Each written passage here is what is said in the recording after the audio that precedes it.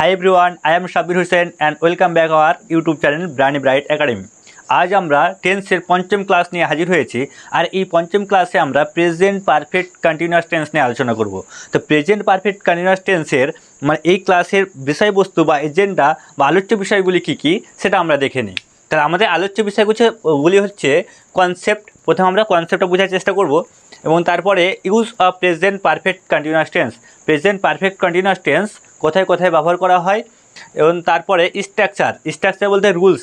এই টেন্সের রুলস বা স্ট্রাকচারটা কী বা এই স্ট্রাকচারটা কীভাবে গঠন করা হয় সেটা সম্পর্কে আলোচনা করব এবং সবশেষে প্র্যাকটিস, সেই স্ট্রাকচারগুলির সাহায্যে সেই স্ট্রাকচারটা কীভাবে সেন্টেন্সে অ্যাপ্লাই করতে হয় বা সে বাংলা বাক্যে কীভাবে ইংলিশে ট্রান্সলেট করতে হয় এই স্ট্রাকচারগুলির সাহায্যে সেটা আমরা দেখব। তো প্রথমে আমরা কনসেপ্টটা বোঝার চেষ্টা করি। প্রেজেন্ট পারফেক্ট কন্টিনিউয়াস টেন্সের কনসেপ্টটা কী। তো প্রথমে দেখো কনসেপ্টটা আমাদেরকে এই টেন্সে কনসেপ্টটা বোঝাটা খুবই জরুরি, কারণ এই টেন্সে কনসেপ্টটা আমাদেরকে অনেক কনফিউজড করে দেয়। কনফিউজড হওয়ার কারণটা হচ্ছে দেখো এই টেন্সটা পারফেক্ট আবার কন্টিনিউয়াস। পারফেক্ট কন্টিনিউয়াস টেন্সের মিলিত হয়ে এই টেন্সটা গঠিত হচ্ছে। তাহলে আমাদের দুটো টেন্সে মিলিত হওয়ার কারণে আমরা কনফিউজড হয়ে যাই যে কীভাবে আমরা বুঝতে পারি না যে কীভাবে এই টেন্সটা গঠন করা হয়। তো ওই জন্য কনফিউজড। তো কনফিউজডটা দূর করার জন্য আমরা প্রথমে ভালোভাবে কনসেপ্টটা বোঝার চেষ্টা করি। দেখো প্রেজেন্ট পারফেক্ট কন্টিনিউয়াস টেন্স এটা মূলত কন্টিনিউয়াস টেন্স, এটা মূলত হচ্ছে কন্টিনিউয়াস টেন্স। কারণটা হচ্ছে দেখো এই টেন্সের যে কাজটা হচ্ছে সেটা রানিং বা কন্টিনিউয়াসলি চলার কারণে এটা হচ্ছে কন্টিনিউয়াস টেন্স। কিন্তু একে পারফেক্ট বলছে কেন? তো পারফেক্ট বলার কারণ হচ্ছে এখানে যে কাজটা হচ্ছে সেটা র্যান্ডমলি বা একটা সিস্টেমের মধ্যে দিয়ে কাজটা ঘটে, এর জন্য একে পারফেক্ট বলা হয়। পারফেক্ট বলার আরেকটা কারণ হচ্ছে দ্বিতীয় কারণ। দেখো এক নম্বর কারণ হলো, দ্বিতীয় কারণটা হচ্ছে এই টেন্সটা অতীতে শুরু হয়। পারফেক্ট টেন্স যেমন অতীতে শুরু হয়, এই টেন্সটাও অতীতে শুরু হয়। অতীতে শুরু হওয়ার কারণে এই টেন্সটাকে পারফেক্ট বলছে। তৃতীয় কারণ হচ্ছে দেখো এই টেন্সটা একটা নির্দিষ্ট সময় বা নির্দিষ্ট সময় ধরে কাজটা ঘটে। যেমন ধরো 2 ঘন্টা, 5 ঘন্টা, 3 বছর, 5 বছর বা 5 দিন, এইরকম নির্দিষ্ট টাইম ধরে কাজটা চলে, এর জন্য একে পারফেক্ট বলা হয়। আরেকটা পারফেক্ট বলা আরেকটা কারণ হচ্ছে এই কাজটা অতীতে শুরু হয়, কিন্তু অতীতে কাজটা কোন টাইমে শুরু হচ্ছে এক্সাক্ট টাইমটা আমরা কিন্তু জানি বা বুঝতে পারি, এই জন্য একে পারফেক্ট বলছে। তাহলে আশা করি পারফেক্ট কেন বলছে বুঝে গেছো। আমাদেরকে মূল ফোকাস বা মূল লক্ষ্য রাখতে হবে এই টেন্সটা আমাদের ইন্ডিকেট করে the action started in the past and has continued up to the present। এই টেন্সটা আমাদের ইন্ডিকেট করে যে এই টেন্সটা পাস্টে শুরু হয় এবং কখন শেষ হয়, has to continue up to the present মানে বর্তমান পর্যন্ত কাজটা চলতেই থাকে। ঠিক আছে, তাহলে কাজটা অতীতে শুরু হবে এবং বর্তমান পর্যন্ত কাজটা চলতেই থাকে। আর দ্বিতীয় আমাদেরকে লক্ষ্য রাখতে হবে stress on the amount of time. এই টেন্সটা মূল ফোকাস বা মূল স্ট্রেস বা মূল বিষয়বস্তু বা জোর দেয় সেটা হচ্ছে অ্যামাউন্ট অফ টাইম। নির্দিষ্ট সময় বা নির্দিষ্ট কাজটা চলে সেই সময়টা নির্দিষ্ট সময়টার উপরে বেশি স্ট্রেস দেওয়া হয়। তাহলে বুঝে গেছো, তাহলে কনসেপ্টটা আশা করি বুঝে গেছো। তাহলে আমাদের মূল পার্থক্যটা কী হলো? প্রেজেন্ট কন্টিনিউয়াস টেন্স আর প্রেজেন্ট পারফেক্ট কন্টিনিউয়াস টেন্সের মূল পার্থক্যটা কী হলো? তো মূল পার্থক্যটা হচ্ছে দেখো প্রেজেন্ট কন্টিনিউয়াস টেন্স আমরা অতীত বর্তমানে শুরু হয় এবং বর্তমানে কাজটা চলে, বর্তমানে শুরু হয় বর্তমানে চলে। কিন্তু প্রেজেন্ট পারফেক্ট কন্টিনিউয়াস টেন্স অতীতে শুরু হয় আর বর্তমান পর্যন্ত চলে। দ্বিতীয় পার্থক্যটা হচ্ছে দেখো প্রেজেন্ট কন্টিনিউয়াস টেন্স মানে কতক্ষণ ধরে কাজটা চলে সেটা আমরা জানি না, কিন্তু প্রেজেন্ট পারফেক্ট কন্টিনিউয়াস টেন্স কতক্ষণ ধরে চলে নির্দিষ্ট টাইম মানে কতক্ষণ মানে কাজটা চলছে সেটা আমরা কিন্তু জানতে পারি বা বুঝতে পারি। আরেকটা পার্থক্য হচ্ছে দেখো প্রেজেন্ট পারফেক্ট কন্টিনিউয়াস টেন্স শুরু যে হচ্ছে সেই শুরু হওয়ার এক্সাক্ট টাইমটা কিন্তু আমরা জানি না, আর প্রেজেন্ট পারফেক্ট টেন্সের এক্সাক্ট টাইমটা কিন্তু আমরা জানি। তাহলে আমাদেরকে মূল জিনিস এক্সাক্ট টাইম আমরা বুঝতে পারছি আর কাজটা অতীতে শুরু হচ্ছে এবং নির্দিষ্ট সময় ধরে কাজটা ঘটছে। ঠিক আছে, তাহলে এই জন্য আরেকটু আমরা মানে উদাহরণের সাহায্যে বোঝার চেষ্টা করি যে এই টেন্সটার কনসেপ্টটা কী। দেখো এক নম্বর উদাহরণটা হচ্ছে it has been raining for 2 hours. বৃষ্টি 2 ঘন্টা ধরে হচ্ছে। দেখো বৃষ্টি 2 ঘন্টা ধরে হচ্ছে, দেখো আমাদেরকে কী বলেছে stress on the amount of time. মূল ফোকাস হচ্ছে আমাদেরকে এই অ্যামাউন্ট অফ টাইম বা নির্দিষ্ট সময় ধরে কাজটা হওয়ার কারণে নির্দিষ্ট সময় ধরে কাজটা চলছে আর কাজটা অতীতে শুরু হয়েছে, অতীতে শুরু হচ্ছে আর নির্দিষ্ট টাইম ধরে চলছে, যার কারণে এটা হচ্ছে present perfect tense, present perfect continuous tense. দ্বিতীয় উদাহরণটা দেখো I have been working since morning. আমি সকাল থেকে কাজ করছি। সকাল থেকে কাজ করছি মানে এখানে দেখো সকাল থেকে কাজ করছি মানে নির্দিষ্ট টাইম ধরে কাজটা করছি, নির্দিষ্ট টাইম অ্যামাউন্ট অফ টাইম। তো অ্যামাউন্ট অফ টাইম হলে এবং অতীতে কাজটা শুরু হচ্ছে দেখো যে আই হ্যাভ বিন ওয়ার্কিং, আমি সকাল থেকে কাজ করছি। সকাল থেকে মানে যে কাজটা আমরা যখন শুরু করেছি সেই কাজটা কিন্তু শুরু হওয়ার কাজটা কিন্তু অতীত হয়ে গেছে, অতীতে শুরু হচ্ছে এবং কাজটা মানে নির্দিষ্ট সময় ধরে হচ্ছে, যার কারণে এটা হচ্ছে প্রেজেন্ট পারফেক্ট কন্টিনিউয়াস টেন্স। তৃতীয় উদাহরণটা দেখো, I have been waiting for 2 hours, আমি 2 ঘন্টা ধরে অপেক্ষা করছি। এখানে দেখো মূল ফোকাস বা মূল স্ট্রেস দেওয়া হচ্ছে কোথায়, ফর 2 আওয়ার্স, 2 ঘন্টা ধরে কাজটা অতীতে শুরু হচ্ছে এবং 2 ঘন্টা ধরে কাজটা চলার কারণে এটা হচ্ছে প্রেজেন্ট পারফেক্ট কন্টিনিউয়াস টেন্স। আশা করি আর প্রেজেন্ট পারফেক্ট কন্টিনিউয়াস টেন্সটা কি সেটা নিয়ে আর কনফিউজড হবে না। তাহলে আমরা সেই টেন্সের ব্যবহারটা দেখি। দেখো এই টেন্সের ব্যবহার সেরকম ব্যবহার হয় না, একটাই ক্ষেত্রে ব্যবহার হয়, সেটা হচ্ছে প্রেজেন্ট পারফেক্ট কন্টিনিউয়াস টেন্স। যদি কোনো কাজ অতীতে শুরু হয় এবং বর্তমান পর্যন্ত চলতেই থাকে তাহলে সেক্ষেত্রে আমরা প্রেজেন্ট পারফেক্ট কন্টিনিউয়াস টেন্স ব্যবহার করে থাকি। এখানে উদাহরণগুলো লেখা আছে দেখো, it has been raining for 2 hours, অতীতে শুরু হচ্ছে এবং বর্তমান পর্যন্ত কাজটা চলতেই আছে। তাহলে অতীতে যদি শুরু হয় আর বর্তমান পর্যন্ত যদি কাজটা চলতেই থাকে তাহলে সেটা প্রেজেন্ট পারফেক্ট কন্টিনিউয়াস টেন্সের ইউজ করতে হয়। এখানে দেখো I have been working since morning, আমি সকাল থেকে কাজ করছি, মানে কাজটা শুরু হয়েছে কখন, অতীতে, কিন্তু শেষ হয়নি, কাজটা এখনও চলছে। ঠিক আছে, অতীতে শুরু হচ্ছে কিন্তু বর্তমান পর্যন্ত কাজটা চলতেই আছে, যার কারণে আমরা প্রেজেন্ট পারফেক্ট কন্টিনিউয়াস টেন্সের ব্যবহার হচ্ছে।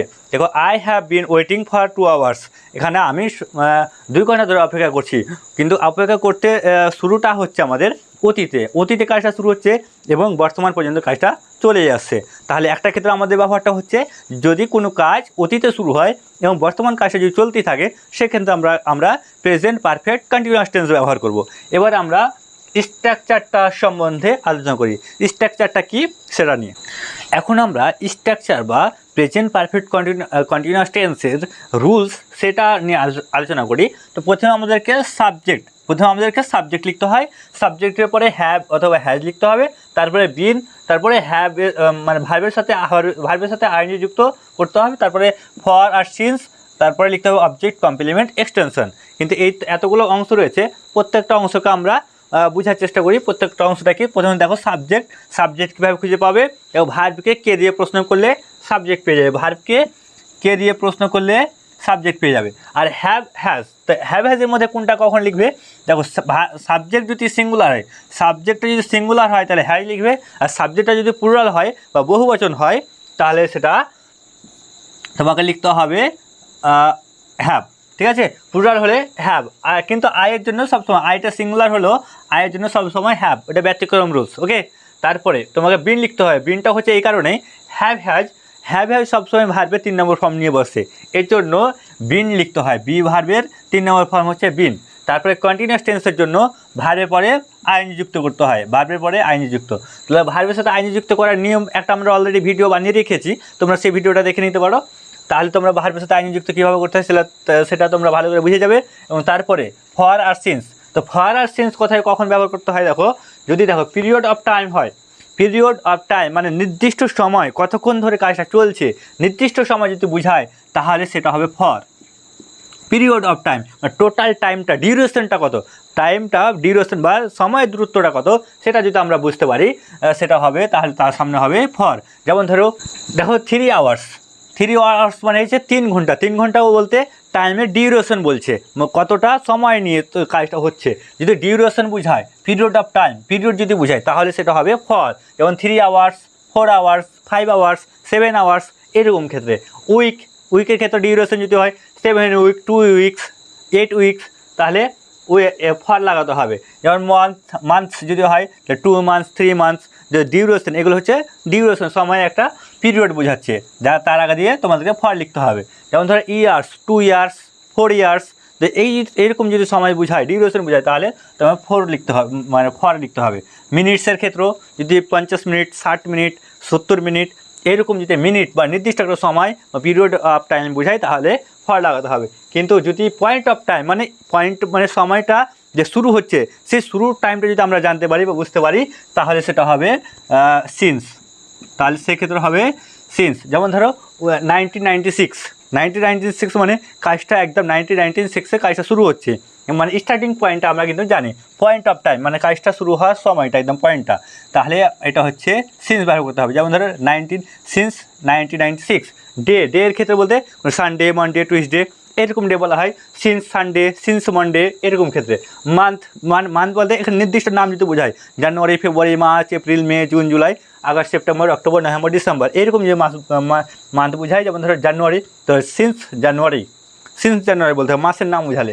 তাহলে সিন্স হচ্ছে পয়েন্ট অফ টাইমের ক্ষেত্রে, আর ফরটা হচ্ছে পিরিয়ড অফ টাইমের ক্ষেত্রে।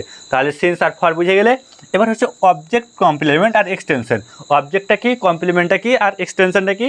দেখো অবজেক্টটা কী করে পাবে, ভার্বকে কী এবং কাকে দিয়ে প্রশ্ন করলে পাবে অবজেক্ট, এবং কমপ্লিমেন্ট ভার্বের আগের অংশ এবং ভার্বের পরের অংশ যদি একই ব্যক্তি, একই বস্তু, একই জিনিস হয় তাহলে সেক্ষেত্রে হবে কমপ্লিমেন্ট। আর এক্সটেনশন মানে কী এবং কাকে বাদ দিয়ে কেন, কোথায়, কিভাবে, কতক্ষণ, কততম, কত দূর, কত দ্রুত, কতক্ষণ পর্যন্ত এরকম শব্দ দিয়ে যদি প্রশ্ন করি যেটা উত্তর আসবে সেটা হবে এক্সটেনশন। তাহলে প্রথম রুলসে প্রত্যেকটা অংশ বুঝে গেলে এবার আমরা, এটা হচ্ছে আমাদের অ্যাফার্মেটিভ রুলস, এটা হচ্ছে আমাদের অ্যাফার্মেটিভ রুলস। এটাকে আমরা যদি নেগেটিভ করতে যাই তাহলে আমাদেরকে জাস্ট এখানে হ্যাভ আর হ্যাজের পরে নট বসাতে হবে। ওকে, তাই নট বসালেই সেটা আমাদের নেগেটিভ হয়ে যাবে, মানে সেম টু সেম সব কিছু একই থাকবে। এইবার যদি আমরা, এটা হয়ে গেলো নেগেটিভ সেন্টেন্স। এটা যদি আমরা ইন্টারোগেটিভ করতে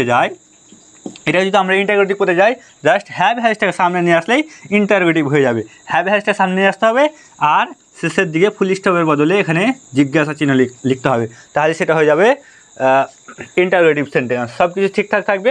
এবার যদি ইন্টারোগেটিভ নেগেটিভ সেন্টেন্স বানাতে যাই তাহলে হ্যাভ হ্যাজের পরে একটা নট বসাতে হবে, হ্যাভ হ্যাজের পরে একটা নট। তাহলে এ ছিল আমাদের স্ট্রাকচার।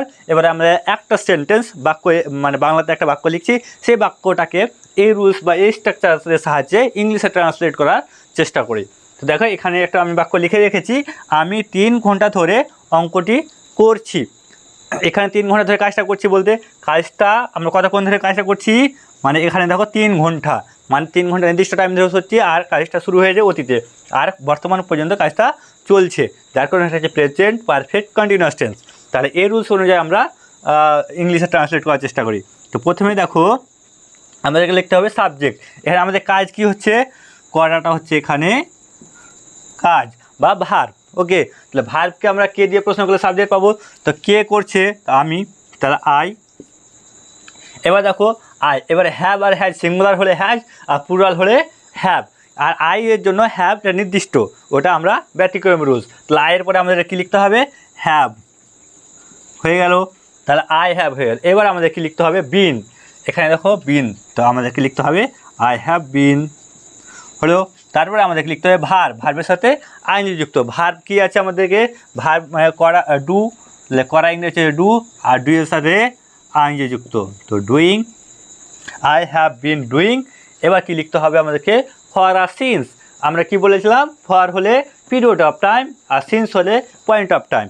এখানে দেখো তো টাইমটা এখানে 3 ঘন্টা ধরে, এখানে পয়েন্ট অফ টাইম না পিরিয়ড অফ টাইম, এটা অবশ্যই পিরিয়ড অফ টাইম, কারণ এখানে 3 আওয়ার্স বলা হয়েছে, 3 ঘন্টা। তাহলে এখানে আমাদেরকে লিখতে হবে ফর 3 আওয়ার্স। ওকে, তাহলে আমাদের কমপ্লিট হয়ে গেল।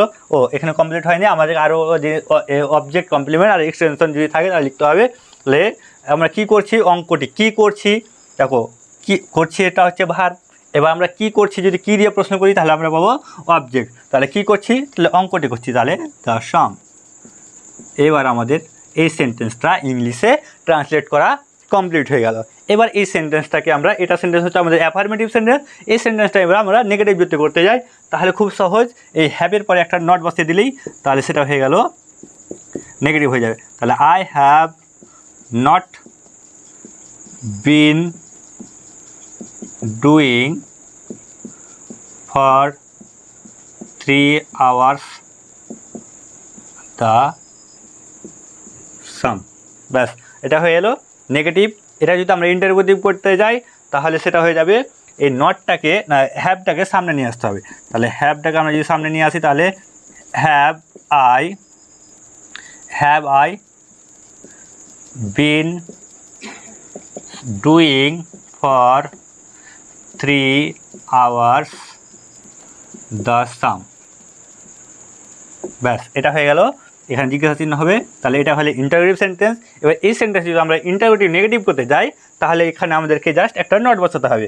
তাহলে হ্যাভ, কিন্তু এখানে প্রোনাউন রয়েছে, প্রোনাউন যদি থাকে তাহলে নটটা সাবজেক্টের পরে গিয়ে বসে, তাহলে নটটা এখানে হবে। তাহলে have I not been doing for 3 hours the same, তাহলে এটা হয়ে গেল ইন্টারোগেটিভ নেগেটিভ। আমরা আরেকটা বাক্য নিয়ে দেখি, যে আরেকটা বাক্যকে ট্রান্সলেট করার চেষ্টা করি। ওকে, এবার এখানে দেখো দ্বিতীয় উদাহরণটা দেখো, আমরা মে মাস থেকে মেদিনীপুরে বাস করছি। এখানে দেখো মেদিনীপুরে বাস করছি বলতে অতীতে কাজটা শুরু হয়েছে, কিন্তু বর্তমান পর্যন্ত কাজটা চলছে এবং নির্দিষ্ট সময় ধরে কাজটা চলছে, যার কারণে এটা হচ্ছে প্রেজেন্ট পারফেক্ট কন্টিনিউয়াস টেন্স। তাহলে এটাকে আমরা প্রেজেন্ট পারফেক্ট কন্টিনিউয়াস টেন্সের স্ট্রাকচার অনুযায়ী ইংলিশে ট্রান্সলেট করার চেষ্টা করি। তাহলে প্রথমে আমাদের কী লিখতে হবে? সাবজেক্ট। তো সাবজেক্টটা কি? এখানে আমাদের ভার্বটা কী হচ্ছে? দেখো বাস করাটা হচ্ছে ভার্ব। ওকে, তো বাস করাটা হচ্ছে ভার্ব। তাহলে ভার্বকে কে দিয়ে প্রশ্ন করো? বাস করছি, কে বাস করে? তাহলে আমরা। তাহলে আমরাটা হচ্ছে সাবজেক্ট, প্রথমে আমাদের সাবজেক্ট লিখতে হয়। তাহলে আমরা ইংরেজি হচ্ছে উই। ওকে, এবার সাবজেক্টের পরে আমরা লিখতে হবে হ্যাভ আর হ্যাজ। সিঙ্গুলার হলে হ্যাজ আর প্লুরাল হলে হ্যাভ। তাহলে উইটা হচ্ছে আমরা, বহুবচন বা প্লুরাল, যার কারণে এখানে লিখতে হবে আমাদেরকে উই হ্যাভ। তাহলে হয়ে গেল উই হ্যাভ। এবার বিন লিখতে হয়, উই হ্যাভ বিন। তারপরে ভার্বটা হচ্ছে কি? বাস করা। তো লিভ মানে বাস করা। এবার ভার্বের সাথে আইন যুক্ত করতে গেলে ভার্বের সাথে আমাদেরকে আইন যুক্ত করতে হবে। ভার্বের সাথে আইন যুক্ত করলে ইটা কেটে গিয়ে আইন যুক্ত করতে হবে, living. We have been living. For না সিন্স, দেখো ফর না সিন্স, যদি ফর হয় তাহলে পিরিয়ড অফ টাইম হলে ফর, আর পয়েন্ট অফ টাইম হলে সিন্স। আমরা কি বলেছিলাম? দেখো পয়েন্ট অফ টাইম নির্দিষ্ট মান্থ, মানে নির্দিষ্ট মান্থ বলছে, দেখো মে মানে নির্দিষ্ট মাস যদি বলে তাহলে সেটা হলো point of time. Point of time হলে এখানে আমাদেরকে লিখতে হবে সিন্স। তাহলে আমাদের এখানে লিখতে হবে সিন্স। তাহলে we have been living since, কোথা থেকে? সিন্স মে। তাহলে এটা হয়ে গেল মে। এবং কোথায় বসবাস করছি? অ্যাট মেদিনীপুর, MIDNAPUR, পুর, মেদিনীপুর। তাহলে এই সেন্টেন্স যদি আমরা এটা হলে অ্যাফার্মেটিভ, এই সেন্টেন্স যদি আমরা নেগেটিভ করতে যাই, তাহলে নেগেটিভ করতে গেলে হ্যাভের পরে একটা নট বসিয়ে দাও, তাহলে হয়ে গেল। তাহলে we have not been living since May at Medinipur, এটা হয়ে গেল নেগেটিভ। এবার যদি এটাকে নেগেটিভ থেকে ইন্টারভিউ করতে যাই, তাহলে হ্যাভটাকে সামনে নিয়ে আসো। যদি হ্যাভটাকে সামনে নিয়ে আসি তাহলে হয়ে যাবে have we been living since May at Medinipur. তাহলে এটা হয়ে গেল আমাদেরকে ইন্টারোগেটিভ সেন্টেন্স। এবার এই সেন্টেন্সটাকে যদি আমরা ইন্টারোগেটিভ নেগেটিভ বানাতে যাই, তাহলে আমাদেরকে লিখতে হবে হ্যাভের পরে জাস্ট একটা নট বসাতে হবে। যদি নাউন হয়, এটা রয়েছে প্রোনাউন, আর প্রোনাউন হলে আমাদেরকে নটটা লিখতে হবে সাবজেক্টের পরে। তাহলে have we not been living since May at Medinipur. তাহলে এইভাবে আমাদেরকে ইন্টারোগেটিভ নেগেটিভ করতে হবে। তাহলে আমরা দেখে নিলাম অ্যাফার্মেটিভ থেকে নেগেটিভ, নেগেটিভ থেকে কীভাবে ইন্টারোগেটিভ, আর ইন্টারোগেটিভ থেকে কীভাবে ইন্টারোগেটিভ নেগেটিভ সেন্টেন্স বানাতে হয়। তাহলে এই ছিল আমাদের প্রেজেন্ট পারফেক্ট কন্টিনিউয়াস টেন্সের ক্লাস। আমরা পরবর্তী ক্লাসে দেখা হবে, ততক্ষণ টেক কেয়ার, বাই বাই।